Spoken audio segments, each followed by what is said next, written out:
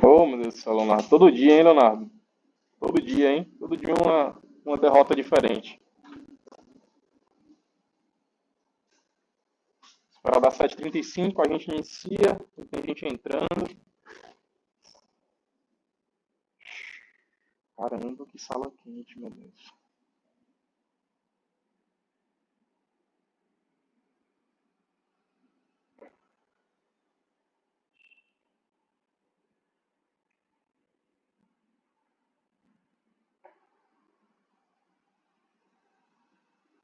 Tá dando pra enxergar direito daí, tá? O negócio fica mesmo no meio. Mas é isso aí.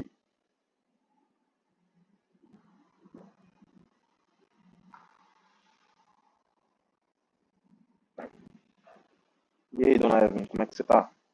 Fora o sono. Cansada? Imagina. Tá conseguindo dormir direito? Mais ou menos.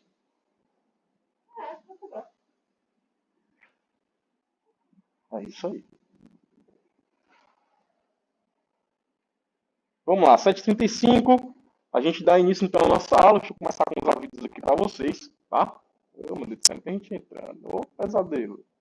As pessoas que estão entrando aí, muito bom dia. Espero que você esteja ouvindo direito. Se você não tiver, olha a sua conexão com a internet. Pessoas, a ideia, né, era que vocês estivessem hoje realizando a bimestral de vocês, tá? Muito bom dia.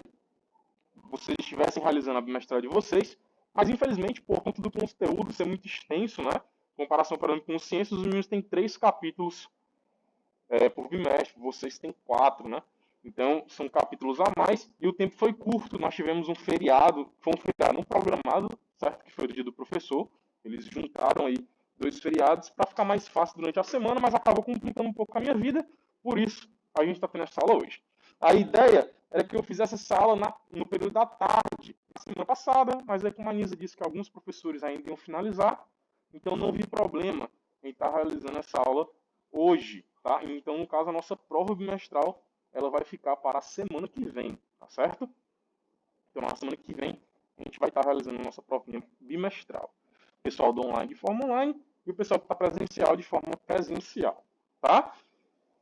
Revisões, elas foram entregues na segunda-feira da semana passada, ou seja, no feriado, eu entreguei as revisões para vocês, eu coloquei lá no mural do Classroom, então quem não viu ainda, por favor, veja. Léo, eu vou disponibilizar, se eu não me engano, o único que deve estar faltando é esse para bimestral, né? Mas hoje, assim que eu chegar em casa, que eu fizer lá a aulinha no Classroom, eu disponibilizo e anexo ele, tá? Eu vou anexar logo todos da bimestral, porque aí fica mais fácil de vocês encontrarem quando vocês forem estudar, tá certo? Então, a revisão de vocês, ela já foi entregue. Inclusive, ontem eu recebi um e-mail do Roger, né, perguntando sobre a data. Pessoal, a data, ela está anexada junto do arquivo, tá? Então, dê uma olhada direitinho no arquivo, que lá embaixo você encontra nas informações, tá certo? A data para entrega, que era na sexta passada. Ah, cara, mas é porque eu não vi e tal, não sei o quê. A gente vai fazer assim. Como a gente está tendo a nossa última aula essa semana, então até sexta-feira dessa semana, só para o nono ano, por conta disso, tá? Até sexta, eu ainda recebo ela valendo a pontuação. Passou de sexta, eu não recebo mais. Então, eu quero te entregar pessoalmente na terça. Não faça isso, tá? Por quê? Porque vai me dar mais trabalho, tá certo? Essa correção. Então, por favor, tragam, né? No caso, enviem para o meu e-mail a revisão, certo? E se você quiser ganhar o ponto. Se você não quiser, você não envia, tá certo? É um negócio bem simples. Então a gente inicia a aula de hoje falando sobre as tensões e os conflitos dentro do continente europeu. E a gente inicia falando das tensões do Brexit, tá? Que vocês já viram que é a saída do quê? O Brexit. Saída do quê? E aí, Brexit? Foi até uma atividade para casa. Brexit e Grexit. E aí, vocês aqui do presencial? Brexit. Britain exit. Tá? A saída, então, aqui do Reino Unido da União Europeia. Então, o Brexit é a saída do Reino Unido da União Europeia, tá certo? Vem aí da junção desses dois termos, o termo Grã-Bretanha com o termo saída, E é um processo, tá certo? Que vem ocorrendo e acontecendo, tá? Desde 2015, finalizando aí no final do ano passado, com de fato, certo? A saída deles da União Europeia. Quais são, Kelvin, os argumentos, certo? Utilizados? Primeiro, a maior parte da população ela foi consultada por um plebiscito, tá? Vocês estão conseguindo ouvir direito aí? Então. A maior parte da população ela foi consultada por forma de um plebiscito, que é quando toda a população ela é reunida, tá certo? E é perguntado quais são aí os seus desejos em relação ao Brexit, quais são as suas ideias. Então, de fato, aqui existe uma democracia onde toda a população, né, ou então a maior parte dela, tem que ser auditada e ouvida. A maior parte dos britânicos optaram por saírem do bloco econômico europeu porque, na visão deles, não tem nenhuma utilidade para eles permanecerem, tá certo, fazendo parte da União Europeia. E aí vem os argumentos. Os argumentos que apoiam a saída, certo, do Reino Unido da União Europeia são os seguintes. A União Europeia ela tira a autonomia política e econômica do Reino Unido. Esse seria o primeiro argumento. O que de fato eles têm um pouco de razão. Segundo, dificulta o acordo com outros países. Por quê? Porque a partir do momento que um país faz parte do Reino Unido, quando ele vai estabelecer relações econômicas, ele tem que consultar o Conselho e o Parlamento da União Europeia. Ele perde um pouco da autonomia de fazer acordos específicos. E aí a gente tem que entender o seguinte: por muitas vezes, os países e as nações eles são individualistas. Eles procuram meios que satisfaçam a sua população e os seus, não se importando tanto com os demais. Isso faz parte de algumas nações. Lembrando, pessoal, a gente está falando aqui de uma nação europeia, tá? De uma grande potência como o Reino Unido. Terceiro argumento: é muito caro para o Reino Unido se manter no bloco. Lembre-se o seguinte: se eu tenho um país da União Europeia que está quebrado, tá? Os outros países que têm um poder monetário mais elevado ajudam. E aí vocês lembram lá dos PIGs, não é? Dos países que sofreram aí uma crise econômica e sofrem até o momento atual, tá certo? E que foram ajudados pelas grandes potências, incluindo Inglaterra, que faz parte do Reino Unido, incluindo também a França. Então, é custoso se manter aí na União Europeia. E o último ponto, o fluxo de migrantes para o país atrapalha a economia e gera desemprego. Aqui a gente sabe que é uma falácia, tá certo? Isso aqui é muito dito de forma errônea pela parte conservadora, tá? Porque, imagine o seguinte: se estamos eu, Kelvin, como professor, e aí vamos supor que o tio Kelvin só tem a graduação, né? Só fez a faculdade. E aí tem a Evelyn, que é professora também, mas ela tem um mestrado, tem um doutorado. Vocês concordam comigo que, por conta do mestrado e do doutorado, a Evelyn é uma pessoa mais capacitada? Vocês concordam aí? Ela estudou mais tempo, ela tem mais títulos, então, pela lógica, ela é uma pessoa mais capacitada. Então, não é lógico que se nós estivermos disputando uma vaga de emprego, as pessoas vão optar pelas pessoas mais capacitadas? Então, meu amigo, não me leva a mal. Se eu tenho um médico para me atender e ele é brasileiro, mas ele não é capacitado, eu prefiro que um médico de outra nacionalidade que esteja no Brasil, como, por exemplo, médicos africanos, me atendam. Um médico de Cuba, tá? Um médico cubano, me atenda. Por quê? Porque ele é mais capacitado. Então, o fluxo migratório, ele pouco importa para a geração de emprego. Porque, por exemplo, mas é porque os empregos de base, eles vão ser ocupados pelos imigrantes. Se uma pessoa está desempregada e tem um emprego lá de pedreiro, de auxiliar de pedreiro, para ela exercer, e ela não quer, o que é que tem a ver o imigrante que não tem com outras formas de trabalhar pegar esse emprego? Se aquela pessoa não quer. Ao meu ver, não tem nenhum problema. Então, o fluxo de imigrantes, tá certo? Ele não atrapalha a economia, pelo contrário, ele faz o fluxo de moeda girar. Se eu tenho um imigrante que está entrando no mercado de trabalho e ele vai se classificar como população economicamente ativa, ele vai gerar economia para a minha nação. Então, esse é um argumento, né? Dos argumentos, esses três aqui fazem sentido, mas o quarto não faz, tá? E aí vem os argumentos contra, os argumentos das pessoas que querem a permanência do Reino Unido, tá? Na União Europeia. A força da economia do Reino Unido está ligada à participação da União Europeia. Por quê? Porque ao mesmo tempo em que ela tem limitações em relação aos acordos comerciais, nós temos muitos acordos favoráveis. A União Europeia, ela me abre um leque, tá certo? Onde eu posso negociar a preços muito baratos. Os custos compensam porque dão acesso direto ao mercado comum europeu, ou seja, eu posso fazer trocas comerciais com países que fazem parte da União Europeia e com países que não fazem parte da União Europeia. As imigrações não são a causa do problema. Sendo assim, mesmo fora da União Europeia, elas não vão diminuir. Não tem nada a ver. As pessoas migram para a Europa porque está mais próximo. Da mesma forma que quem tem condição financeira vem para o Brasil.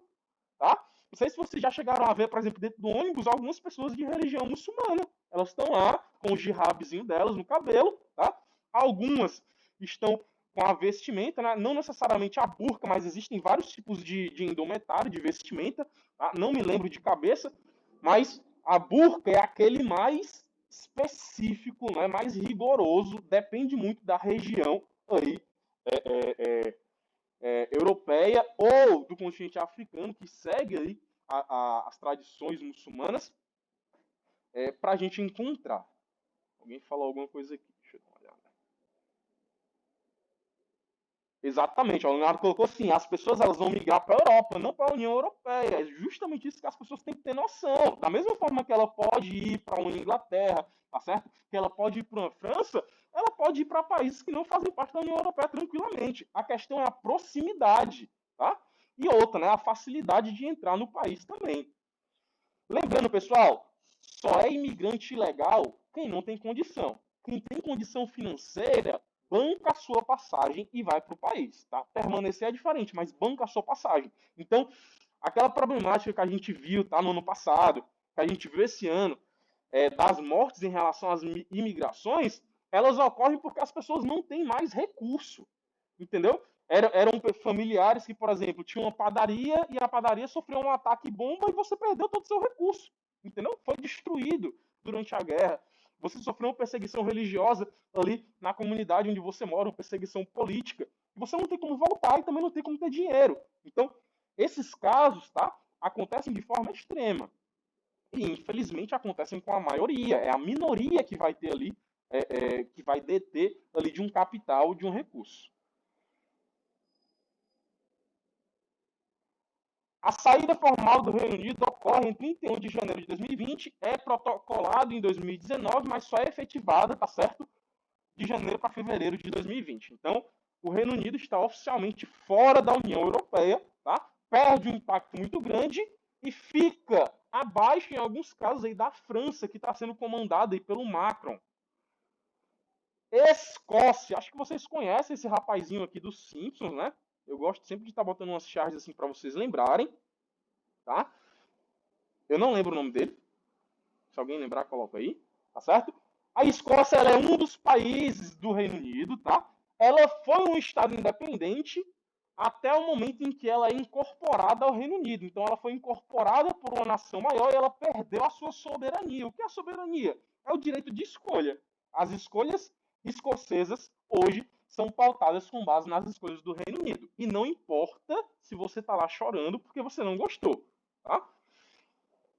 Desde que ela foi incorporada, existe um sentimento de interesse do governo central britânico que não está em sintonia com os desejos escoceses. O modo de cultura é diferenciado, a língua ela permanece a mesma, mas alguns cultos são diferentes, como a gente pode ver pela própria indumentária, tá? Algumas festas, alguns festejos religiosos remontam ao kilt, tá certo? Que é aquela saiazinha que os escoceses usam, tá? E que eles usavam também durante o período da guerra. E é algo muito bacana a gente falar dessa questão da guerra, porque, por exemplo, tá?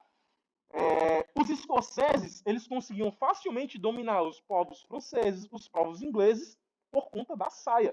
A saia, para os guerreiros, ela fornecia uma maior mobilidade do que aquela armadura grande e pesada.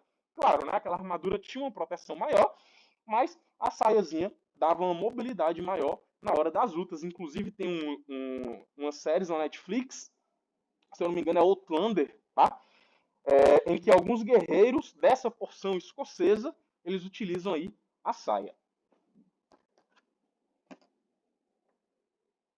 Kelvin, existem só argumentos contra aí? Não, existem a favor também. Como a Escócia foi incorporada ao Reino Unido, existe uma facilidade, tá certo, em estabelecer acordos econômicos. Em 2014, tá certo, ocorre um plebiscito, tá certo, ocorre uma consulta popular para decidir sobre a saída do Reino Unido. A maior parte das pessoas não aceita isso, tá? Porque isso implicaria diretamente sair da União Europeia, e eu já falei para vocês que existe uma dificuldade muito grande de você ingressar como um novo país da União Europeia, tá? Até porque, se eu saio do Reino Unido, tá? Lembrando que a gente está falando de um período em que o Reino Unido ainda fazia parte da União Europeia. Então, se eu saio do Reino Unido e automaticamente eu saio da União Europeia e a maior potência da União Europeia é o Reino Unido, existe uma contradição muito grande. Ou seja, então, Kevin, quer dizer que nesse ano de 2020, já que o Reino Unido saiu da União Europeia, a Escócia ela pode se declarar independência por visar uma facilidade de entrar na União Europeia de novo? Pode. Não tem mais o Reino Unido como principal componente econômico. Então ele não pode atrapalhar tanto a entrada da Escócia. O que pode acontecer é o Reino Unido falar, olha, se a França estabelecer, tá certo? E declarar democraticamente que a Escócia é um país independente, eu corto parte das minhas relações econômicas. Então o que ela pode fazer é um cerco para que a Escócia não consiga declarar independência. Que é o que acontece hoje, por exemplo, em algumas regiões da Espanha, como a gente vai ver posteriormente. Tá? Aqui são alguns protestos, tá certo, dos escoceses. Então, assim, ó, o que a gente vê como um negócio muito abstrato, né, que são homens usando saia, lá é algo muito comum. Lembrando, não é uma saia comum, não é? É uma saia que tem uma simbologia. Deve ser refrescante pro Nordeste, né? Aqui eu não sei, que é frio. Irlandas, né? São mais de uma Irlanda, tá? Os principais conflitos que ocorrem aqui são conflitos de interesse religioso e político, porque eu tenho a Irlanda e a Irlanda do Norte. Grande problemática que eu tenho aqui é porque na Irlanda, da porção do Sul, né, só, que recebe o nome de só Irlanda, eu tenho um predomínio de pessoas de religião católica, enquanto que na Irlanda do Norte eu tenho um predomínio de pessoas, tá, de religião protestante, o que vai aproximar aí a Irlanda do Norte do Reino Unido. A grande problemática é porque a porção sul ela quer a independência, tá certo, da porção norte, justamente por conta dessas aproximações que diferem aí a ideologia dos países. E isso gera uma série de revoltas armadas. Não sei se vocês já ouviram falar de uma série, o pessoal estava comentando muito, chamada Peaky Blinders, não é? E lá a gente tem uma problemática muito grande que a gente vê, por exemplo, que os próprios irlandeses eles lutam entre si, tá?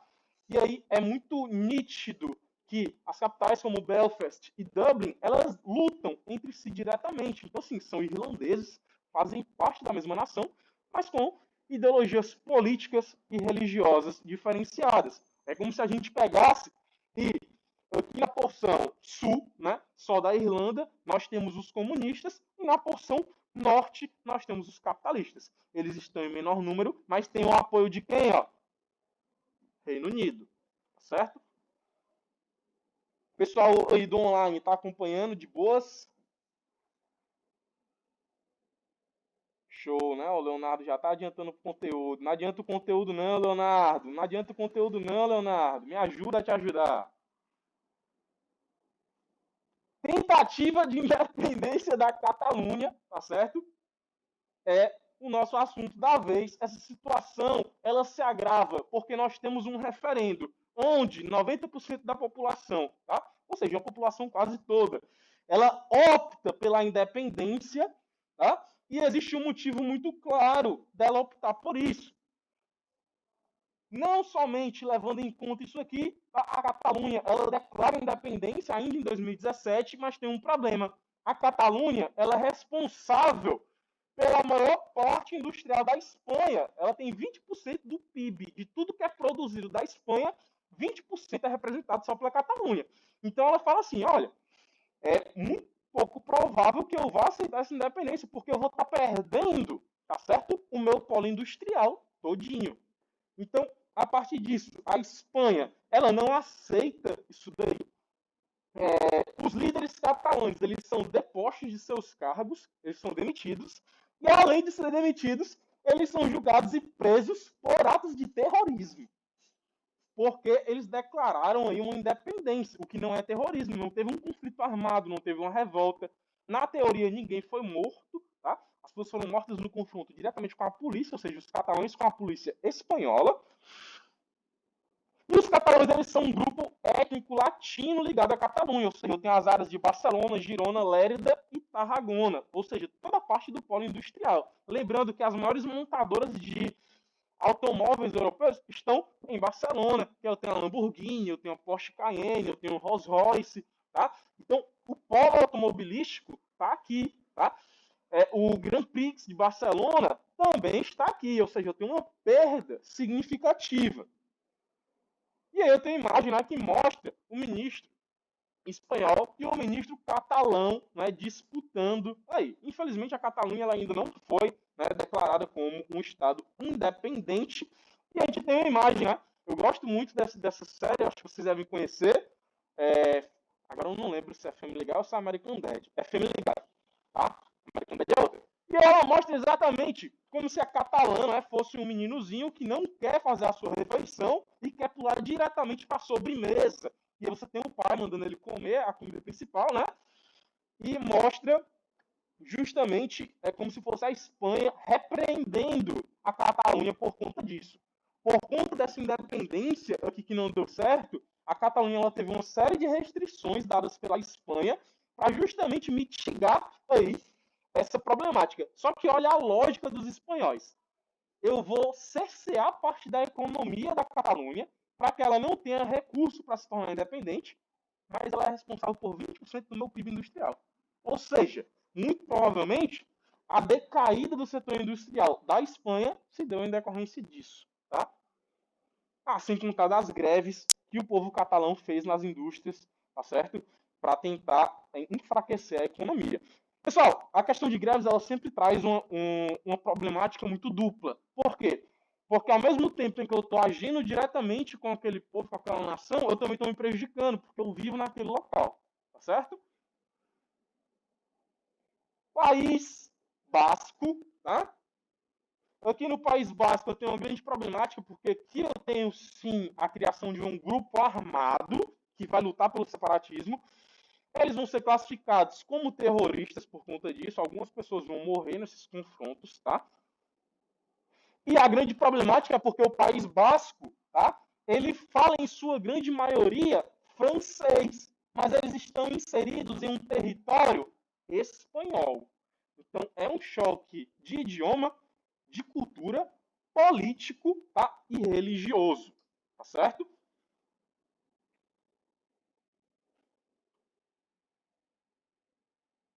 Mas o Armando tá acordando agora, não acredito não. Bora, Armando, acorda, meu filho. Kosovo, tá? Aqui é um negócio longo. Presta atenção para não se perder. Vamos lá. No ano de 2002, a Iugoslávia ela deixa de existir. Eu vou já mostrar um mapinha para vocês verem onde fica a Iugoslávia. E ela passa a se chamar Sérvia e Montenegro. Em 2006, Montenegro ele vai se separar de forma amigável da Sérvia. Olha, nós temos territórios grandes demais para a gente administrar.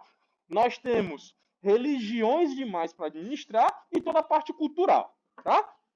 Depois disso, houve uma outra declaração de independência de Kosovo, dentro do território, tá certo, da Sérvia. A partir disso, a Organização das Nações Unidas ela começa a administrar esse novo território independente e tenta negociar um acordo de independência com a antiga Iugoslávia, tá? A grande sacada aqui é você entender desde o início que a Iugoslávia ela é a Sérvia, tá certo? Não existe mais o nome Iugoslávia. O nome é só Sérvia. Em 2007, essas negociações acabam e no ano seguinte, Kosovo declara sua independência. Então, Kosovo agora é um estado independente. Então, tem um mapinha aqui que mostra justamente isso aqui, ó. Toda a zona roxa que vocês estão vendo, inclusive Voivodina, tá certo? Faz parte do território da Iugoslávia. É um território muito grande para a administração, tá? Meu Deus. E aí, Manuel? Boa tarde, cara. Tudo bem?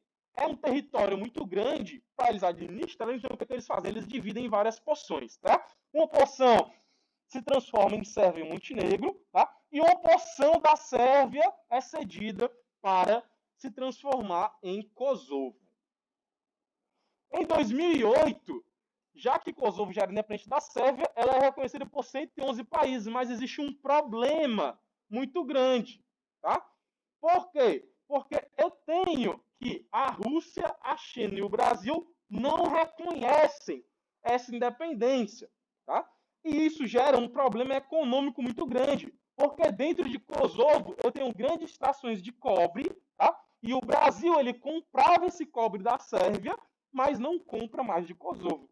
E aí eu tenho um excedente desse material, o que vai gerar problemáticas econômicas, tá? Crimeia, tá? Tem até um documentáriozinho legal só. A Crimeia é uma região peninsular, ou seja, ela é quase uma ilha que está presente no Mar Negro. Originalmente ela pertencia à Rússia, mas ela foi doada à Ucrânia em 54, tá? Depois da independência da Ucrânia em 91, a Crimeia ela foi considerada aí uma república autônoma, perdão. Problemáticas aqui. Ela abrigava duas bases navais, uma ucraniana e uma Rússia. Tá? E aí, Kevin, qual é a problemática da Crimeia? A Rússia ela doou a Crimeia para a Ucrânia para ela manter o controle também do território ucraniano. Quando a Ucrânia declara independência, existe uma problemática, porque a Crimeia também quer essa própria independência, mas ela tem ali, ela possui um problema estratégico. Por quê? Porque a partir do momento que a Crimeia declarar a independência, ela vai fechar as águas internacionais dela para os russos não passarem. E aí que o território russo perde a mobilidade dele com o Mar Negro.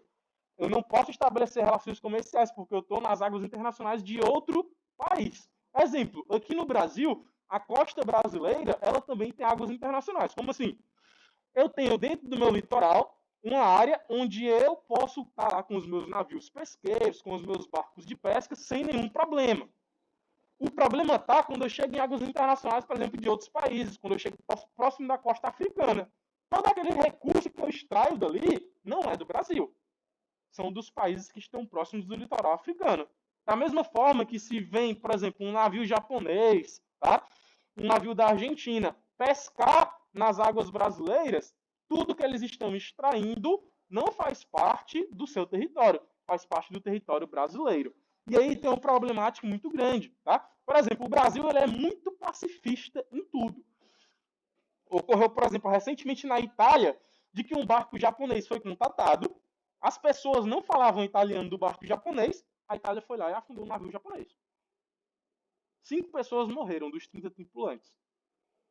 E aí, foi uma medida extrema, né? Eles não sabiam que os japoneses estavam pescando, eles não sabiam se os japoneses estavam armados.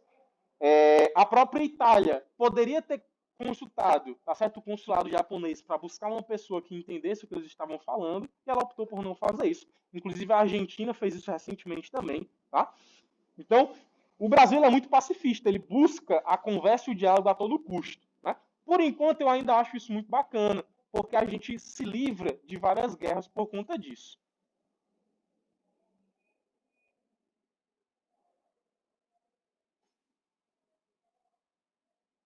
Não lembro o ano exato, o Leonardo, mas foi em 2018 ou foi 2019.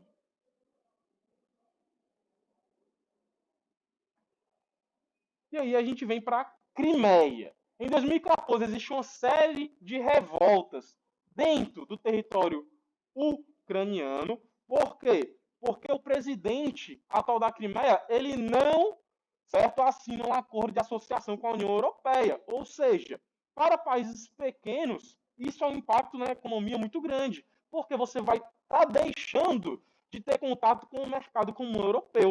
Tá? A população ela toma as ruas da capital Kiev, tá? Buscando a queda do presidente. A crise ela mostra, então, os conflitos entre o projeto de aproximação com a União Europeia e o projeto de manutenção da Ucrânia sobre a interferência da Rússia. Tá certo? A Rússia ela tenta o máximo possível se manter distante de todos esses tipos de acordo. Tanto que a forma como a Rússia, tá certo, ajuda a reprimir esses conflitos na Crimeia leva aí à morte de quase 100 pessoas em uma manifestação pacífica. Tá? Uma coisa é uma manifestação em que as pessoas estão armadas, outra coisa é uma manifestação pacífica, onde, para reprimir as pessoas, certo? O governo russo ele autoriza a morte de 100 pessoas. Então, assim, foram 100 vidas perdidas por conta disso. Isso tudo aqui, ó, essas cinzas, essas chamas, foram provocadas pela polícia em repressão a essas pessoas. Tá certo? Tudo que vocês estão vendo aí. Ah, Cláudio, então você está querendo me dizer que não teve nenhum manifestante com coquetel Molotov, ou algo do tipo. Teve. Existiam pontos assim. A questão é que uma coisa é eu atirar em alguém que jogou um coquetel Molotov diretamente em mim. Outra coisa é eu atirar num casal de idosos que estava lá manifestando, que foi o caso. Outra coisa é eu atirar em locais onde existem crianças. Então, precisa-se ter. Obrigado, meu bem. Precisa-se ter um discernimento para isso. Tá? Essa questão da Crimeia, ela é complexa porque a Rússia ela faz parte de uma das maiores potências militares e nucleares do mundo.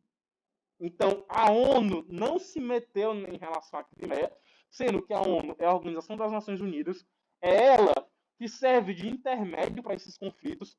Então, o que a gente passa a perceber é o seguinte, a ONU ela é muito seletiva.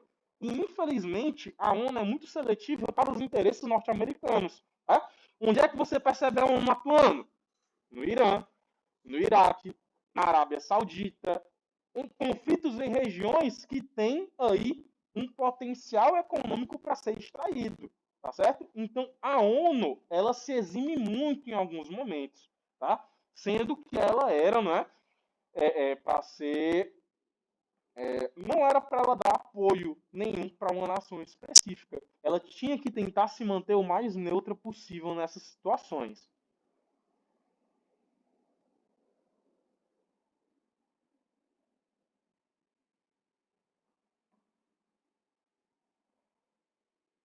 Mesmo diante, tá certo, dessa problemática Rússia, e mesmo com muitos países, como França, Inglaterra, o próprio Brasil, cortando relações, né, fazendo sanções econômicas, principalmente também os Estados Unidos, existe um embargo econômico russo. Tá? Boa parte desses países eles não fazem transações econômicas com os russos por conta disso, e por conta da situação russa diante da Crimeia, ela foi expulsa do G8, tá? Lembra lá? O G7 que a gente comentou na aula passada, que são aqueles 7 países, tá? Que representam a maior economia europeia. Pois é, a Rússia ela foi convidada para participar, não tinha mais lógica se chamar de G7 se eram 8 países, e ela foi incorporada como G8. Tá? Lembrando, quem comandava aqui ainda é quem comanda atualmente, era o Putin. Tá? O rapazinho lá que pegou o vice-líder desprevenido com o chá. Ele é um rapaz muito legal. Então a Rússia ela foi expulsa do G8, o G8 volta a se chamar G7 e quem perde com isso? A população russa. A população russa vive uma crise econômica. Para vocês terem uma ideia, lá o serviço militar é obrigatório para homens e mulheres, até os 30 anos em alguns casos. Entendeu? Então isso é uma problemática muito grande. Tá? Por exemplo, aqui no Brasil, se você não quer ir para o serviço militar, você tem várias opções. Por exemplo, pessoas com problema muito grave de visão não são recrutadas, pessoas com asma não são recrutadas, tá? Pessoas que preferem fazer a universidade não são recrutadas. E as pessoas que de fato não querem permanecer, elas precisam fazer provas específicas dentro do serviço militar para permanecer. Na Rússia, isso é obrigatório. Tá? Existem muitos jovens que vão aí participar de guerras em nome do território russo. Tá? E quando eu digo jovens, são pessoas de 18, 19 anos. Se eu não me engano, a maioridade penal na Rússia é de 16 anos de idade, ou é 16 ou é 17. E aí eu trouxe uma curiosidade para vocês, tá? Existe um documentário no Netflix chamado Inverno em Chamas, a luta da Ucrânia por liberdade, tá? Lá na Netflix pode estar com o nome original, que significa Winter on Fire, tá? Tá lá na Netflix, é um documentário muito bacana, tá? Alguns trechos do documentário são baseados em jornalistas locais, tá certo? Que participaram ativamente aí desse protesto e mostram, em alguns casos, as pessoas morrendo realmente, tá? Então, assim, é um documentário muito impactante. A questão curda, se eu não me engano, a questão curda ela ficou mais em evidência do final de 2019 para 2020, porque os livros didáticos começaram a trazer a questão curda, mas ela dura há muito tempo. Principal problema, os curdos eles são a segunda maior etnia da Turquia. 18% da população desse país representam os curdos, mas eles não são reconhecidos, tá, como uma etnia pela Constituição. Ou seja, isso quer dizer o quê? Só existe turco. Não existe curdo. A tua história, a tua cultura, a tua religião, tá? O teu modo de viver, ninguém tá nem aí. Só existe turco. Quem mora na Turquia? Turco. Não, existem os turcos e os curdos. Tá? Além do não reconhecimento, certo? A população curda ela se queixa que ela não tem liberdade para manifestar a cultura e a política. Só existe turco. O que tu tá fazendo aí? Que não faz parte da nossa cultura. E ela busca uma maior autonomia e a independência para ela formar um Estado autônomo chamado de Kurdistão. Então, qual é a grande problemática aqui? Eu tenho 12,3 milhões de curdos vivendo na Turquia, eu tenho 300 mil curdos vivendo na Armênia e no Azerbaijão, eu tenho 5 milhões no Irã, 3 milhões no... Perdão, 5 milhões no Irã, 5 milhões no Iraque e 1 milhão vivendo na Síria. Então, o território curdo é muito vasto para não ser reconhecido. E aí, o que acontece? As perseguições e a morte de curdos por conta disso. Ainda na questão curda, eu tenho a fundação de um Partido dos Trabalhadores do Kurdistão, que é o PKK, tá? E eles, como não são reconhecidos e ouvidos, eles vão entrar em uma luta armada. Geralmente, quando a população não é ouvida, não é de forma democrática, ela apela para isso daí, como se fosse um último recurso, tá? Eu tenho lá minhas sérias dúvidas, mas vez ou outra essa luta armada funciona. Depende muito de contra quem é. Esse movimento separatista ele é fortemente reprimido pelo exército turco. Quando a gente diz que ele é fortemente reprimido, é para a gente não dizer que eles não são aniquilados, tá? Diante disso, a PKK tem realizado atos terroristas na Turquia. É tanto que, de todos os países europeus, a Turquia é o país que mais tem atentados terroristas, por conta de problemas provocados pelo próprio país. Não somente dentro da Turquia, mas fora dela também. O combate ao terrorismo na Turquia serve, então, para eu continuar perseguindo os curdos. Então vamos lá entender o seguinte: eu tenho uma problemática dentro do meu país, eu tenho uma grande parte da população insatisfeita. Qual era o mais ideal para mim? É eu tentar juntar as partes e procurar, né, tentar chegar em um acordo. Aqui não tem muita coisa, não tem muita parte econômica envolvida, não. É mais uma questão política e religiosa, tá certo? Então o ideal era o quê? O ideal era a Turquia ceder uma parte do seu território, esse território autônomo ele ser criado, porque aí eu não ia ter problema de terrorismo na Europa, certo? Em outros países europeus. Eu não ia ter problema de terrorismo nacionalmente dentro da Turquia por conta disso. Eu ia estar satisfazendo uma parte da minha população, tá? Muitos, por conta desses atos, poderiam até se incorporar de volta à Turquia, ia ficar muito ao critério da população ser ouvida, tá? E aí a gente vem para o terrorismo na Europa, tá? Inclusive eu trouxe coisas recentes que vocês devem ter acompanhado aí nos jornais, espero que tenham acompanhado, tá? Então, no século XXI, a Europa ela tem sido alvo de uma série de atentados terroristas. Isso, em parte, tem a ver com as imigrações descontroladas?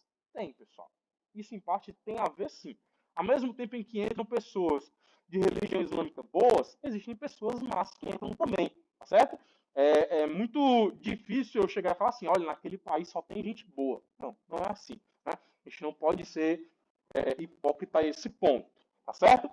Segundo o Parlamento Europeu, entre os anos de 2014 e 2017, Os países que fazem parte da União Europeia, tá, ocorreram atentados onde 251 pessoas foram mortas e o total de atentados dá um total aí de 65. Mesmo os realizados, os que foram falhos ou os que foram desvendados antes de acontecer. Em 2015, eu tenho 6 ataques coordenados em diferentes regiões de Paris. O resultado desses ataques gerou a morte de 129 pessoas e 352 feridos. Tá? Inclusive, aqui foram ataques em parques, onde eram lotados de crianças. Foram ataques dentro do metrô, nos horários de pico, onde as pessoas voltavam do trabalho para casa. Tá? E os ataques de Charlie Hebdo, que eu vou falar posteriormente. O principal capítulo da Europa, como eu falei anteriormente, é a Turquia. Então, a Turquia é a principal nação problemática e é a que mais sofre por conta disso. Mas lembrando a vocês, boa parte desses ataques poderiam ser evitados. Tá? Nos últimos anos, ocorreram dezenas de ataques e em 2016 foram 331 mortes em 14 atentados. Todos sendo promovidos, ligados ou reivindicados pelo Estado Islâmico e por rebeldes curdos. O ataque terrorista mais grave foi em 2015, na capital Ankara, na qual, durante uma passeata pró-curdos, 2 homens-bomba mataram 102 manifestantes. Vamos lá, o que é o jihadismo, Kelvin? São os movimentos militares extremistas fundamentados na religião islâmica, ou seja, a jihad é um movimento militar. Embasados em uma interpretação distorcida e radical do Alcorão. Por exemplo, se uma pessoa hoje pega a Bíblia Sagrada lá no Antigo Testamento e lê de forma literal, eu pauto facilmente o assassinato.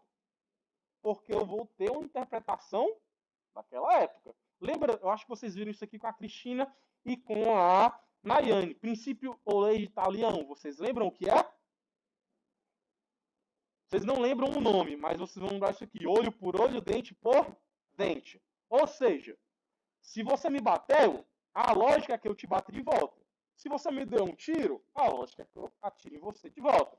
Se você matou alguém da minha família, a lógica é que eu me vingue e mate alguém da sua família de volta. Até o quê? Até que só sobre um de nós dois e alguém morra. A lógica tende a ser essa. Porque, por exemplo,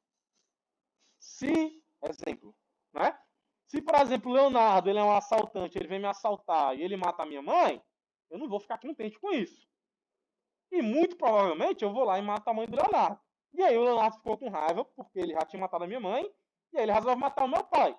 E eu fico com raiva, eu vou lá e mato o pai dele. Isso só acaba quando um de dois morre, na verdade. A lógica tende a ser essa. As facções criminosas no Ceará utilizam essa lógica do princípio de Talião. Olho por olho, dente por dente. E aí que o problema dessa lógica é porque pessoas que não têm nada a ver com a contenda, com a briga, acabam sendo prejudicadas, não acabam sendo mortas. O Leonardo falou alguma coisa aqui. É exemplo, viu, Léo? Então, dentro do jihadismo, eu tenho uma interpretação distorcida do Alcorão, que é o livro sagrado para o Islã. E a partir disso, eu tenho outra problemática, que é o Estado Islâmico. Ou seja, o Estado Islâmico é uma organização com finalidade militar que busca implementar um Estado monárquico, que é o califado, com base na interpretação extremista do Islã. Isso vai completamente contra a cultura ocidental e parte da cultura oriental também, que são pessoas que não têm nada a ver com a sua religião. Então, por exemplo, se eu não tenho nada a ver com a sua religião, eu não preciso seguir os seus preceitos religiosos. Por quê? Porque, na teoria, eu tenho liberdade de expressão. Se eu tenho liberdade de expressão, eu posso muito bem escutar que aquela sua religião para você é certa. Mas a partir do momento que a sua religião ela influencia diretamente na minha vida, não está correto. Tá? Se eu sou católico e o Igor é protestante e o protestantismo dele influencia diretamente no meu modo de vida, tá errado. Peraí, você é protestante e eu sou católico nesse exemplo. Então, como é que a tua fé vai influenciar na minha vida, no meu modo de ser, no meu modo de vestir, no meu modo de comer, no meu modo de falar com as pessoas? Entendeu? Então, existe uma certa problemática. E outra aqui também no modo de vestir. Olha, esse negócio de mulher usar calça não existe, não. Esse negócio de mulher cortar o cabelo não existe, não. Mulher tem que ter o cabelo longo, certo? Você não pode cortar o cabelo. Porque se você cortar o seu cabelo, seu marido vai ficar triste. Você não pode trabalhar, você tem que cuidar do lar, das crianças. Então, a mulher, para a religião, para algumas, ela é vista mais como, por exemplo, um ser destinado à reprodução. Olha, ela está ali para gerar descendentes e acabou-se. Parece que a existência está incompleta por conta disso. Tá? Então, nós temos uma liberdade de expressão que ainda, sim, é cerceada, tem problemáticas. Tá? Para a gente, para nós homens, é muito fácil chegar e sair de um canto e voltar 2 horas da manhã. Para uma mulher, não. Aqui mesmo no Brasil existe uma série de dificuldades, tá? Uma série de políticas, não são políticas voltadas para o Estado Islâmico, mas é algo que tem a ver com o Estado, sim, o Estado patriarcal, que gera uma problemática machista na sociedade. Atualmente existem homens que acham que a mulher ela é um objeto de propriedade dele. Olha, eu casei, ela é minha propriedade. Alguns não querem que as mulheres trabalhem, que é para elas não se sentirem independentes, entendeu? Para que elas fiquem independentes economicamente, tá? Afetivamente, sentimentalmente, tá certo? Para que tudo, tá? Seja proveniente dele. E aí acontece alguns casos. Por exemplo, em 2015, lá em São Paulo, tinha um rapaz que era dono de uma empresa. E ele era uma pessoa muito rica, tá? E a mulher não precisava trabalhar, não trabalhava por conta disso, porque ele conseguia dar todo o sustento. Foi o que aconteceu. Em 2015 a empresa dele quebrou e ele ficou louco. Porque ele perdeu todo o seu sustento. Ele tinha um padrão de vida elevado. E agora, o que ele faz? Aí ele teve uma brilhante ideia. Olha, eu vou matar toda a minha família e vou me matar, porque eu não consigo mais prover o sustento para ela. Ele escreveu isso em carta. Olha, eu estou assassinando toda a minha família porque eu não consigo mais prover o que eu provi anteriormente. Então, para ele, né, na visão dele limitada, ele não poderia arrumar outro emprego, a mulher dele não poderia trabalhar, os filhos não poderiam trabalhar, porque era ele que tinha que sustentar todo mundo. Você consegue perceber o problema que está aí? Então, esse problema, ele está em muitas famílias, tá? Ele está cotidianamente nos noticiários, como a gente vê que as mulheres morrem praticamente todo dia e que a maior porcentagem desses assassinatos ocorrem por pessoas próximas a ela, principalmente os cônjuges, os namorados, os ficantes, tá certo? E os maridos.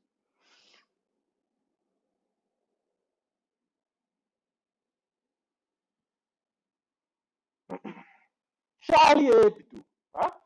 Aqui em Charlie Hebdo, eu tenho que em janeiro de 2015, 2 jihadistas, ou seja, duas pessoas que fazem parte de um grupo militar que seguem a religião islâmica. Eles entram armados dentro da redação do jornal. Charlie Hebdo é um jornal de notícias, tá? E matam as 12 pessoas que estão lá, incluindo o diretor do jornal, que é quem fazia as charges. Os motivos: o ataque ele foi motivado por conta das charges publicadas, tá? Onde o jornal desagradou os muçulmanos, já que eram charges satíricas sobre o terrorismo, tá?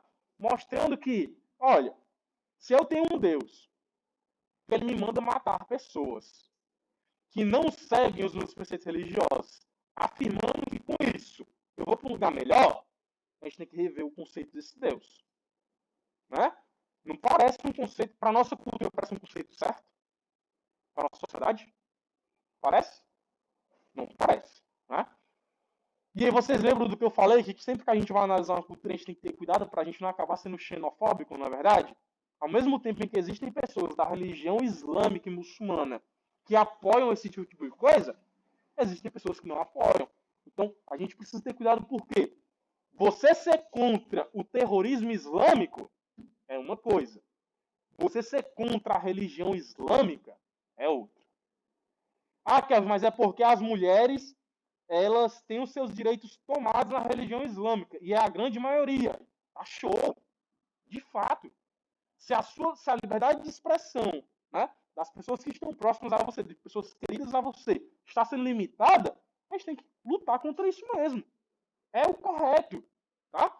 O que a gente não pode é falar assim, todo mundo que segue a religião islâmica é ruim. Não, não é. A gente conhece todo mundo para dizer que as pessoas são ruins? Não. Né? O que a gente pode fazer é tentar ajudar essas pessoas. Como? Como é que uma criança que nasceu no meio dessa cultura religiosa vai entender que um conceito que tu está falando é errado, se ela cresceu vendo aquilo ali? Se ela cresceu vendo o pai e a mãe participando de atos terroristas, se o irmão dela serviu de homem-bomba. Pelo contrário, ela vai ter um senso de nacionalismo, patriotismo muito grande por conta daquilo. Porque para ela, a maior coisa boa que pode acontecer é ela morrer em nome de um Deus. Consegue perceber? Então, é meio que uma lavagem cerebral, que é feita desde os momentos do nascimento. Então, ela está em contato direto. Então, para aquelas pessoas que vivem essa religião há 20, 30, 40 anos, é extremamente difícil a mudança. Tá? Ela pode ocorrer? Pode, deve, mas é algo que tem que ser feito gradativamente. Tá? Por quê? Porque senão geram mais revoltas, mais terrorismo, mais mortes. Vocês estão conseguindo acompanhar direitinho? Tá tudo tranquilo? Exatamente. O que a gente não pode é generalizar. Show. Então, os quadrinhos, né, do profeta Maomé, eles foram satirizados, eles foram colocados em charge, tá? O dono, o editor, tá? Esse rapaz aqui, ele pediu proteção policial porque ele já tinha sido ameaçado de morte, tá? Então, cara, tu tá querendo me dizer que esses dois rapazes que entraram no jornal, eles entraram com a polícia, tá? Do lado de fora, mesmo com polícia 24 horas, não adiantou para que essas pessoas fossem mortas. Tá? Tanto que foi levantada uma bandeira, Je suis Charles, né? Nós somos Charlie. Por que é que essa expressão surgiu? Qual era a lógica dela, Kelvin? Era eu dizer que a religião islâmica é ruim? Não. Je suis Charlie nada mais é do que falar, olha, eu luto pela liberdade de expressão. Por quê? Porque eu preciso, para viver uma democracia, falar o seguinte, olha, eu concordo com tais posicionamentos políticos ou religiosos. E uma pessoa chegar e falar para mim assim, olha, eu não concordo, mas isso não influencia na tua vida. E acabou por aí. Grande problemática do brasileiro. Não sabe ouvir crítica, mas claro, existem certas críticas. Exemplo. Ah, eu comprei uma bota. E aí, por exemplo, a Lara não gosta de bota. E ela vai falar assim, olha, eu não gostei não. Mas eu não gostei porque eu não uso. Tranquilo. Esse foi o primeiro ponto. O segundo ponto é a Lara chegar pra mim e falar assim, olha, cara, essa bota aí tá muito feia em ti, cara, e tal, não sei o quê. Ela busca artifícios para denegrir algo meu, sendo que é pelo simples fato de ela não gostar. Não seria mais fácil ela chegar e falar assim, olha, ficou bacana em você, mas eu não usaria porque eu não gosto. Tá tranquilo, você deu sua opinião. O mais que vai acontecer é a pessoa falar assim, certo, mas eu não perguntei não. É o mais óbvio, né? Tipo assim, alguém fala assim, olha, você fez tal coisa e tal, que coragem e tudo, não sei o que, você revira logo os olhos para a pessoa e fala logo assim, certo, mas não perguntei. Né? Então, assim, a gente precisa aprender a ouvir críticas, não é? Mas a gente precisa aprender a ouvir críticas de quem a gente quer. Porque, por exemplo, se você não fala com aquela pessoa, não conversa com ela, chega do nada, dando uma opinião, como se aquilo fosse a coisa mais importante, eu, particularmente, tá? Só não chamo ela de santo. Então a grande problemática é que o brasileiro ele não sabe ouvir certas críticas, mas é porque, antes de mais nada, as pessoas não sabem fazer críticas. Então, como é que eu vou escutar uma crítica se a pessoa não sabe? Por exemplo, durante o meu período de faculdade, durante os meus trabalhos de apresentação, as pessoas tinham o hábito terrível de falar assim, olha, eu queria fazer uma crítica construtiva. Qual é a ideia de uma crítica construtiva? É algo que vai me ajudar a superar uma dificuldade, né? A construção. E aí a pessoa falava assim, olha, mas é porque essa parte aqui, essa fonte não combinou com essa. Isso vai ajudar na construção? Não. Não, não vai. Né? E eu falava assim, olha, pessoal, a gente primeiro precisa aprender o que é uma crítica construtiva. Então, se alguém chegar para falar para você algum dia e falar assim, olha, eu gostei desse posicionamento, mas eu tenho crítica construtiva, pergunte primeiro o que foi que ela já construiu, o que ela já tinha. Então, assim, eu sou uma pessoa muito chata com críticas, porque antes eu pergunto primeiro se a pessoa sabe qual é o conceito de crítica, né? Se eu não tenho que dar uma de Aurélio e explicar o que é o conceito, porque muitas vezes as pessoas, elas escutam muito, não é? As pessoas escutam o que elas querem ouvir e elas interpretam de forma errada. Olha, aqui no Brasil a gente tem um problema de interpretação gravíssimo. Interpretação textual, de eu falar, olha, isso aqui é uma garrafa. E a pessoa fala assim, isso aqui é um squeeze. E eu olho para ela e falo assim, você é um animal? Você não sabe que ambos são a mesma coisa? Isso que eu estou falando, não leve só para geografia, não, leve como um aspecto de vida. Você vai economizar o seu tempo e daqui a pouco vocês vão ver que o tempo é mais importante para vocês em alguns momentos que dinheiro. Meu tempo é um negócio importantíssimo, tá? Então, levem isso para a vida de vocês. Vocês vão evitar conflitos, tá? Quando eu tinha a idade de vocês, eu era o carinha que fazia textão na internet. E aí chegou um momento que eu falei assim, cara, mas isso leva tanto tempo. E aí chegou uma pessoa com uma frase, não é? E faz a lacração dela lá, e aí o pessoal fala assim, que legal. E você tava com todo um argumento bonitinho feito, né? Então, assim, algumas coisas não valem o tempo de vocês. A gente tem que aprender a diferenciar, a separar isso, tá? E aqui é uma charge, tá? Em resposta ao que ocorreu, tá? Você consegue perceber que as pessoas possuem uma característica das vestimentas muçulmanas. Aqui no final, você tem a sinagoga, que é o maior exemplo religioso, onde as pessoas muçulmanas se reúnem, e você percebe o que a partir dessa charge? Enquanto eles estão massacrando as pessoas dentro de Charlie Hebdo, as balas estão atravessando para a sinagoga. Porque quem vai sofrer a revolta das pessoas não vão ser só esses dois. Isso vai influenciar pessoas europeias a tratarem os muçulmanos com atitudes xenofóbicas. A sacada da charge é a interpretação. Então, por exemplo, se eu sou muçulmano e eu pego só isso aqui, eu não entendo o contexto, caramba, o jornal está dizendo que as pessoas que se vestem assim estão assassinando os outros. É uma interpretação. Então eu preciso entender todos os elementos. Eu preciso entender o que foi que ocorreu nesse local. Certo? A grande sacada da interpretação é você entender os elementos. E se você não entende, você não interpreta. Como é que eu vou opinar sobre algo que eu não sei? Outro problema do brasileiro. Ele quer saber de tudo e opinar em tudo, cara. Como é que pode? Parece que existe um defeito que você fala assim, olha, eu não sei. Tá? Eu posso estudar e te trazer outro dia, porque os meus alunos mais escutam. Tem coisa que eu não sei. E simplesmente não sei. Naquele momento. E eu posso estudar e pesquisar depois. Já pensou se eu fosse a enciclopédia? Pergunta assim, quer vir com a capital de Belarus? Não sei. Não fui formado para ser enciclopédia. Tá? Então, assim, existem coisas que a gente não sabe e tem que estar por isso mesmo. Você não precisa provar nada para ninguém, não. Tá? Ocorreu aí esse mês, né? Professor é decapitado na França e o Macron fala em terrorismo, tá? O professor foi decapitado em um subúrbio noroeste da capital francesa, em Paris, na tarde da sexta-feira, do dia 16/10/2020. O professor foi decapitado, arrancaram a cabeça dele fora, tá?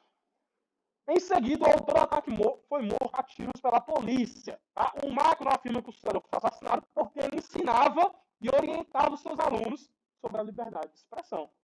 Utilizando as charges de que jornal? Charlie Hebdo. O grupo terrorista viu, ficou sabendo. Isso que ocorreu 10 dias antes. No dia 6 ele deu a aula. No dia 16 ele morreu. Tá? No caso, ele foi morto. Isso apareceu na BBC News, não é? A chamada da BBC News era essa aqui, professor decapitado na França, Macron falando de terrorismo. E aí existe, não é? Uma problemática. Por quê? Poxa vida, você é formado para aquilo, você estava dando aula sobre aquilo que você era formado, tá certo? Ele trouxe alguns cartoons satíricos, inclusive esses cartoons foram os mesmos publicados no semanário, né? Semanalmente o jornal coloca esses cartoons por conta do atentado que ocorreu aí em 2015.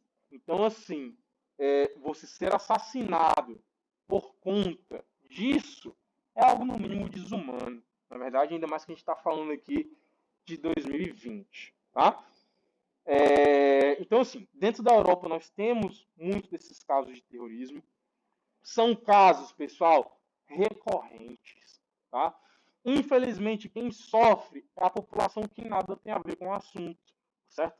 No caso, existe uma grande massa populacional que não está relacionado com a cultura, não é? E com os atos terroristas, mas acaba sofrendo perseguições dentro da própria Europa. Eu até comentei com vocês, não é, que um cidadão que veio da África do Norte, tá? Não sei se ele veio do Marrocos, não lembro qual era o país, e ele estava na França vivendo de forma ilegal, buscando um emprego. E aí tinha um prédio pegando fogo e tinha uma criança no parapeito desse prédio, não me lembro se estava no quarto ou no quinto andar. Tá? Os bombeiros não tinham chegado, o que foi que o cara fez? Do lado de fora, pelas grades do prédio, ele foi escalando, pegou a criança e desceu. Depois disso, é que a França viu o imigrante com bons olhos, deu para ele um emprego dentro do corpo de bombeiros, para ser um bombeiro, e legalizou a situação dele. Mas contra os outros imigrantes, não estão sofrendo por conta disso. Tá? Então, assim, a gente precisa fazer uma análise, né, da totalidade, para a gente conseguir compreender o que de fato as pessoas estão passando. Por exemplo, se eu falo que aqui em Fortaleza, tá, nós tivemos o segundo maior aumento da cesta básica, significa dizer o quê? Que é o peixe que vai ficar mais caro? Não. É o arroz, é o feijão, é o macarrão, é o açúcar, é o sal, é a farinha. É a alimentação básica das pessoas. Tá? E aqui em Fortaleza, a segunda capital do Brasil, no caso, a segunda cidade do Brasil com o maior aumento de inflação. Tá? Esse aumento decorrente em parte dos problemas de quarentena, mas também decorrente de uma péssima política governamental. Então, assim, Kelvin, muito provavelmente a violência pode piorar por conta disso. Vamos esperar o fim do auxílio emergencial, quando as pessoas não tiverem mais dinheiro e condições. Tá? Por exemplo, saiu uma reportagem essa semana que o auxílio emergencial ele serviu para diminuir a distância, né, da desigualdade, ou seja, a pobreza, que ia ser mais intensificada por conta das demissões no período da quarentena. Quando o auxílio acabar, eu acredito que a violência aumente. Nesse segundo trimestre de Fortaleza aqui, sabe quanto foi o índice de violência aumentado? 71%. 71% de uma cidade inteira. Então, assim, as provisões, elas aparentam não ser as melhores, não é? E aí, Kelvin, a questão governamental fica como? Criação de novos impostos.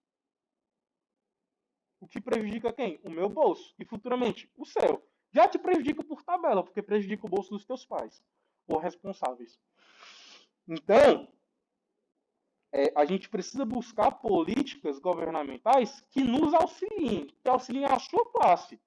Então, é muito compreensível, por exemplo, o seguinte, Kevin, então, se tu está falando isso, se eu sou de classe tal, por exemplo, né? Uma pessoa que é rica vai votar em alguém que a deixe mais rica. Né? Uma pessoa que é rica, ela quer continuar o quê? Rica. E uma pessoa que é pobre vai votar em quem a deixe menos pobre. A lógica é para ser essa, na verdade. Você defender os ideais que estão ali aparentemente ligados ao seus. Só que qual é o problema? A população pobre, em sua grande maioria, não tem um bom acesso à qualidade educacional. E aí? Alguns fazem péssimas escolhas. E as pessoas ricas fazem só boas escolhas? Não, fazem boas escolhas para elas, não para o todo. Porque se existisse uma boa escolha para o todo, o sistema tribunal federal, né, não promulgava uma série de leis que restringem e cerceiam o todo. Tá? Por que tu está falando isso, Kevin? Porque daqui a pouco vocês vão fazer 16 anos, está mais perto do que longe. Alguns de vocês, né, vão se inserir no mercado de trabalho, vão ter uma carteira assinada e vão participar de uma população economicamente ativa. Alguns vão tirar o título de eleitor posteriormente e vão poder exercer o poder do voto. E assim, às vezes, né, por exemplo, eu com os meus colegas, a gente tinha um problema muito grande. Quando eu era mais novo, eu achava que o meu voto não tinha muita importância não, porque eu sou só um. Né? Então eu admito, eu já votei muito errado. No meu período de 18 e 19 anos eu votei erradíssimo. Erradíssimo, erradíssimo. Por quê? Porque eu não tinha noção. Tá? Os meus professores não chegavam e falavam assim de forma neutra sobre as coisas. Eles sempre tinham um viés político. E isso é um problema muito grande. Tá? Por quê? Como é que eu vou mostrar para o meu aluno que existem dois pesos? Esses dois pesos referem-se a duas medidas se eu só mostro um lado.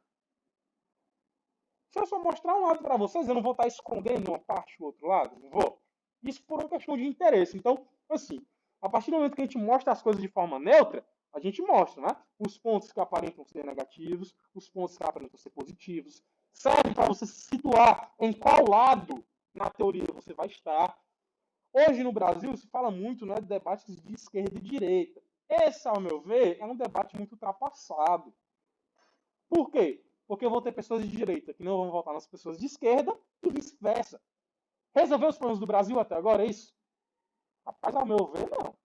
Né? 24 anos da minha vida, não resolveu. Né? Futuramente vai resolver? Olha, se 24 anos da minha vida foi da mesma forma praticamente, piorou, né? Eu não sou uma das pessoas mais otimistas do universo. Né? Eu gosto de acreditar o seguinte, olha, eu estou formando pessoas que pensam. E eu gosto das pessoas que pensam. Por quê? Porque geralmente quem não faz besteira é quem pensa antes de fazer as coisas. Pode prestar atenção. Olha, eu estou com impulso, eu quero comprar tal coisa, mas é quando você pensa o seguinte, olha, aquela coisa que eu quero comprar, ela vai me custar todo o dinheiro que eu tenho. E eu vou ficar sem recurso para as outras coisas. Ou seja, eu pensei, eu não agi por impulso. Então, a partir do momento que eu não estou mais agindo por impulso, que eu estou pensando, eu estou moldando a minha forma de agir. Aparentemente, eu estou tentando melhorar algumas coisas. E as coisas que dão errado e que eu pensei do mesmo jeito, que podem acontecer. E aí, Kelvin? O que acontece a partir disso? A gente leva como experiência. Mas a gente não leva como experiência de, por exemplo, eu estava afim de fazer tal coisa, eu fui lá e fiz e deu errado. Sendo que eu poderia ter pensado. Porque a partir do momento que você pensa, você fala assim, olha, mas pelo menos eu fui lá e pensei a respeito daquilo. Tá? Então, por hoje é isso. Não saiam, ainda temos 20 minutos de aula. Tá? Deixa eu voltar aqui para o início. Só apertar Home. Vamos lá. Prova de vocês, não é? Deixa eu abrir aqui a revisão nas turmas.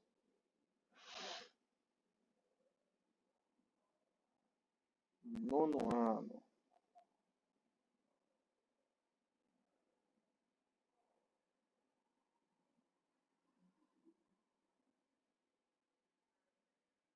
Atividade de revisão. Vamos lá! Primeira questão da atividade de revisão de vocês. Qual o motivo dos países da porção ocidental? Não precisa copiar não, Larinha, tá lá no Meet. Vamos só prestar atenção aqui, mas você pode querer copiar a resposta, qualquer coisa. Vamos formular as respostas aqui. E aí o pessoal que já fez me ajuda, tá? Vamos lá, a primeira questão é a seguinte. Qual o motivo dos países da porção ocidental europeia apresentarem os melhores indicadores socioeconômicos? Qual é o motivo, tá, dos países da porção ocidental europeia apresentarem os melhores indicadores socioeconômicos? Então vamos lá. Porção ocidental, tá, era uma porção que tinha aí uma associação com os países do lado russo, ou seja, tinha, perdão, né, contrário, né, apoiavam os países capitalistas e tinha uma situação econômica mais favorável. Então, qual é o motivo desses países, tá certo, terem melhores indicadores? Porque eles estavam do lado do bloco econômico capitalista, que foi justamente o lado que venceu, tá? Então, o motivo desses países terem IDH elevado, terem menores taxas aí de desigualdade social, está diretamente relacionado a isso.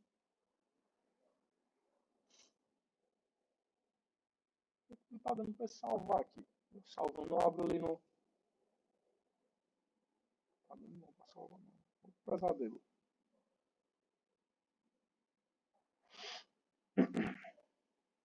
Então, o pessoal que está acompanhando, já anota aí. Quem foi que já falou? Olha aí, a Isabelle, durante a Guerra Fria, eles estavam aí do lado capitalista. Perfeito.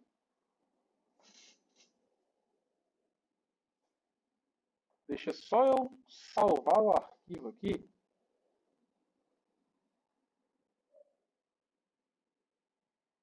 Que aí eu abro no computador ali, fica mais fácil para vocês verem.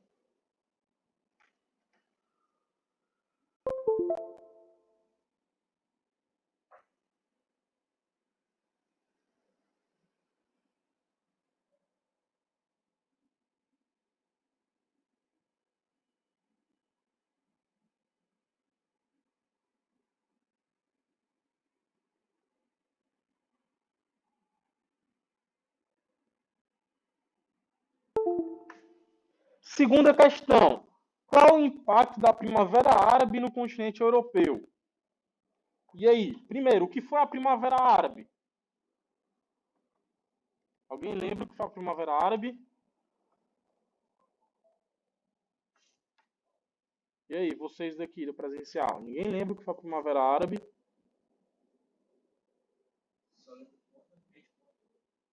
Isso. Várias pessoas morreram. Apresentando aí. Windows P. Duplicar.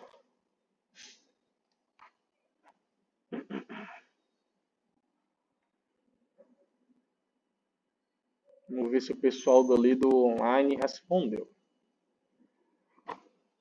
O impacto da Primavera Árabe no continente europeu. Eu perguntei antes o que foi a Primavera Árabe, né? A Isabelle. Foram aí o começo de várias revoltas e tentativa de derrubada do governo no Oriente Médio. Que governo, né? As características eram governos ditatoriais, eram governos altamente autoritários e totalitários, não é? Onde as pessoas não eram depostas deles. Tá? O que causava o quê? Se eu tinha ali um governo com uma série de problemas, tá, econômicos, se aquela pessoa continuasse da mesma forma e não mudasse, os problemas permaneceriam. Tá? Então, o que foi a Primavera Árabe? Foi uma série de manifestações, tá certo? Que ocorrem em países do Oriente Médio, especificamente de religião muçulmana também, tá? Que vão, tá certo? Tirar aí esses governos totalitários, o que vai gerar uma série de revoltas e a morte de muitos manifestantes.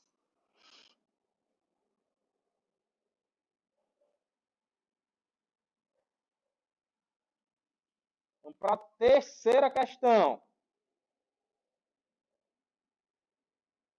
Deixa eu ver se eu consigo, pessoas do meu S2, apresentar agora para vocês aqui, né? Janela. Aqui.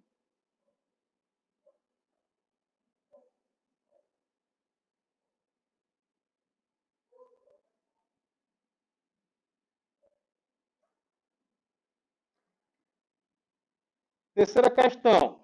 Quais os critérios de adesão ao bloco econômico, tá certo? Chamado União Europeia. O que é que precisa se ter para que você seja aceito? O que é que os países precisam ter para serem aceitos? E aí, quais são os critérios de adesão ao bloco econômico? Essa daí é uma das difíceis, viu? Vai cair na prova de vocês. Adeus, lindos daqui.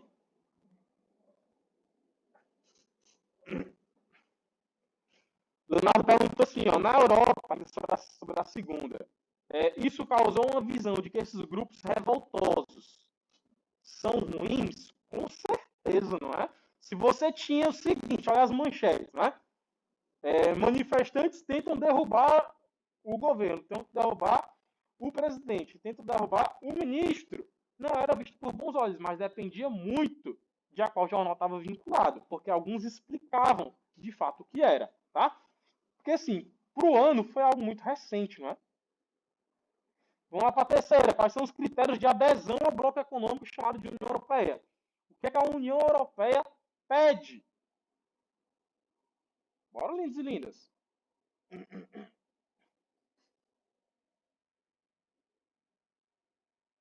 Lembrando, esses critérios aqui estão relacionados com os países, tá? Cadê o pessoal daqui? Teve gente que está aqui que já fez e já enviou a revisão.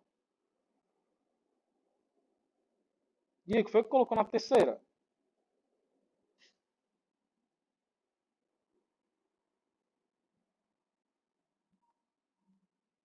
Beleza, ser um país democrático, que realize plebiscitos, né? Ou seja, ele escuta a população. Certo, show, é um dos pontos. Segundo, perfeito, que o Igor colocou, ter aí um grande, não é, potencial de crescimento econômico, tá? Economia que combata as outras do bloco econômico. Não ficou muito claro, Leonardo? Pronto, agora ficou, né? Economia que consegue competir com outros. Perfeito. Assumir responsabilidades, está certo. Essas responsabilidades nos meios, tá? Os três poderes lá, o econômico, o político e o jurídico, tá? Ser aceito por todos os membros e localizar-se na Europa. Perfeito, tá? Precisa-se que os outros membros o aceitem, vejam aí um grande potencial e que ele se localize dentro de território europeu. A quarta a gente já respondeu, foi aqui em sala, né, o que significa Brexit. O Brexit é a saída do Reino Unido, tá certo? Da União Europeia.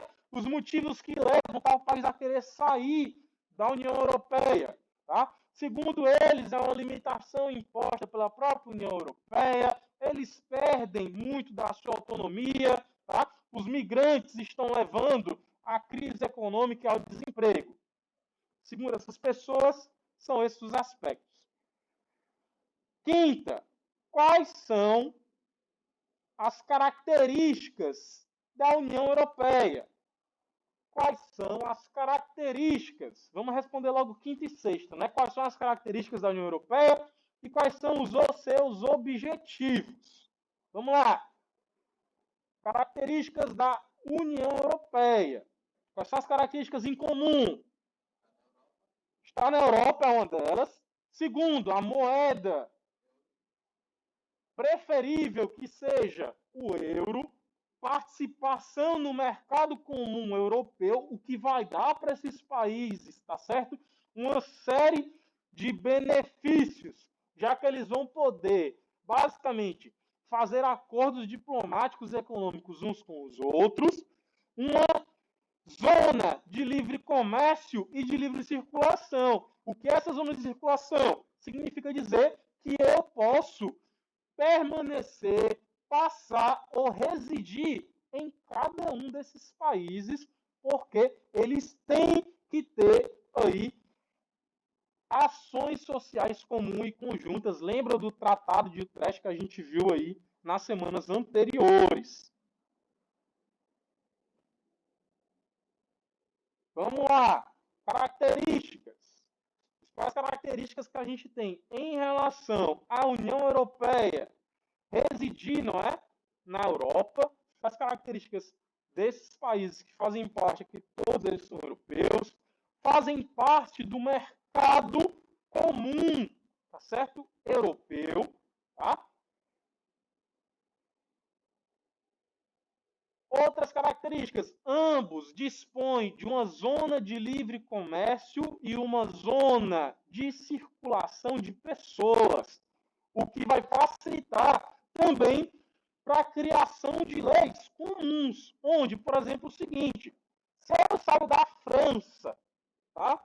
E vou para outro país que faz parte da União Europeia, eu não vou ter problema legislativo nenhum lá, porque as leis vão ser parecidas, tá certo? Ou seja, é como se você estivesse saindo de um país indo para outro e o acolhimento, o recebimento fosse o mais parecido possível. A ideia disso é realmente acolher as pessoas que estão migrando, tá? Ah, pessoal, sem contar os incentivos. Alguns países que fazem parte da União Europeia, como por exemplo a Itália, ela dá incentivo para algumas localidades. Como por exemplo, a gente sabe que na Itália, se não sabe, vai saber agora, existem muitas vilas antigas. E essas vilas, para elas receberem apoio do governo italiano, precisa ter pessoas morando. Então, algumas vilas pagam para você morar lá. Literalmente. Ela paga para você morar lá. Como assim, Kelvin? Eu estava até vendo alguns brasileiros fazendo isso, né? Ele investe uma quantia na prefeitura do local, da vila local. Essa quantia ela é revestida para restauração de alguma casa antiga, e ela é entregue para você. Exemplo, sei lá, você pegou 100 mil reais, não é, e investiu em uma casa italiana. Obviamente, esse valor vai ser convertido para euro. Vai ocorrer a reforma de uma casa antiga, porque é um patrimônio histórico e cultural. Você vai residir naquele local e aquele local vai ser restaurado pelo governo com o auxílio do seu dinheiro. E você passa um período ou é de 1 a 2 anos recebendo uma quantia X em euro para viver naquele local, para trazer a sua família e tudo. O tempo que leva, se eu não me engano, para você sair do Brasil e ir morar na Itália, nessa vila, é de aproximadamente 1 ano, que é só o tempo de restauração, porque não é, por exemplo, uma restauração de uma casa normal. É uma restauração de uma casa de uma época, de uma era diferente.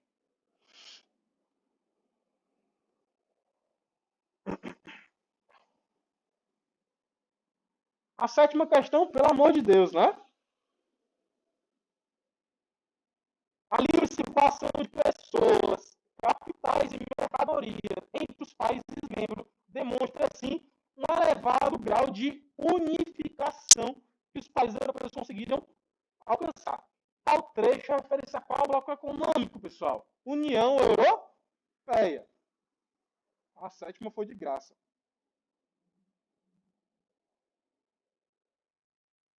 Oitava questão.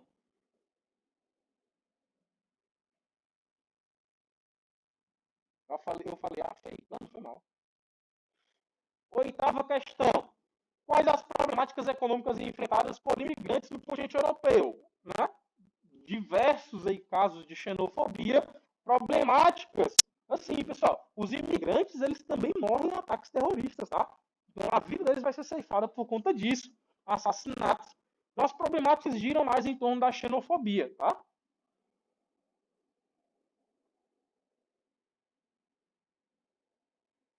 Nona, disserte sobre os PIGs. Quem eram os PIGs? E aí? Quem eram os PIGs? Eram os países o quê? E aí, quem eram os PIGs?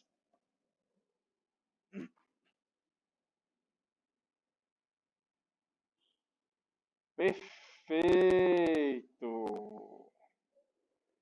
Os PIGs, segundo nosso querido Leonardo, eram formados por Portugal, Itália, Irlanda, Grécia e Espanha. Lembrando, Espanha não é? Em inglês é Spain. E aí nós temos o S. Tá? Eram países que apresentavam aí um baixo nível de desenvolvimento econômico, o que enfraquecia os países que fazem parte da União Europeia. E aí lembra que é um dos argumentos para o Reino Unido falar por que eles gastavam tanto, já que eles tiveram que dar suporte, tá? Para recuperar a estrutura econômica desses países. Lembra lá das sanções de limitação, não é? Países como Grécia e Itália têm que anualmente levantar um balanço econômico e mostrar, olha, a gente pegou tanto do Fundo da União Europeia, do Banco Internacional, e a gente gastou com tal coisa. Eu repito, Jalan, tá? Então, esses são países que sofrem com vários problemas relacionados à crise, como foi o caso da Grécia.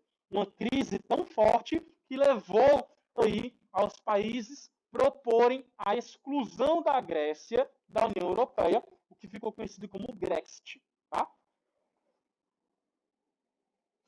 Alan, oitava questão. Problemáticas enfrentadas pelos imigrantes nos continentes europeus. Quais são as principais problemáticas?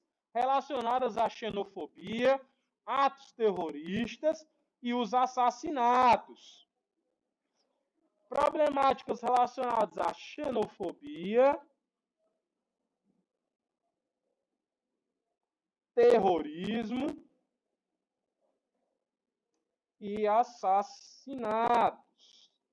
Além do que, quando o imigrante legal vai para aquele país, as crianças não têm acesso à educação e à escola, não tem como matricular, tá? As pessoas vivem praticamente escondidas. Oi, meu bem? Pode. E a décima e última. Quais países membros da União Europeia não adotam o euro como moeda oficial. Essa aqui é uma das mais fáceis, são pouquíssimos, tá? Vamos lá!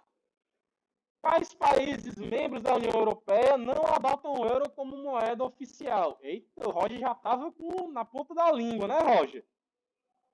Vai, Suécia, Polônia, República Tcheca, Hungria e Romênia. Não precisa decorar todos não, tá? Bastam 3 na hora da prova que dá tudo certo, tá certo? E é isso. Muito simples, muito fácil. Ainda bem que ele ajudou, viu, Roger? Espero que vocês estejam bem. Eu nem falei isso, né? Eu sempre costumo falar. Desejo a todos vocês um ótimo dia, tá? Se cuidem, por favor, estudem. Lembrando, pessoal, de novo, não é? Eu vou estar recebendo ainda essa semana as avaliações, certo? De revisão de vocês. Então, entreguem para vocês garantirem um pontinho. Não precisa copiar a pergunta e resposta. O pessoal que fez aí, que colocou sua resposta, é só bater uma foto e enviar para o meu e-mail, que eu dou lá o okzinho, tá? Faço uma breve correção, dou lá o ok, anexo o seu ponto, tá? Vou encerrar a gravação da aula aqui. Muito obrigado por terem assistido. Eu recebi sua revisão, tá certo, Roger? Hoje, quando eu chegar em casa, eu corrijo, envio a retórica para ti e adiciono o pontinho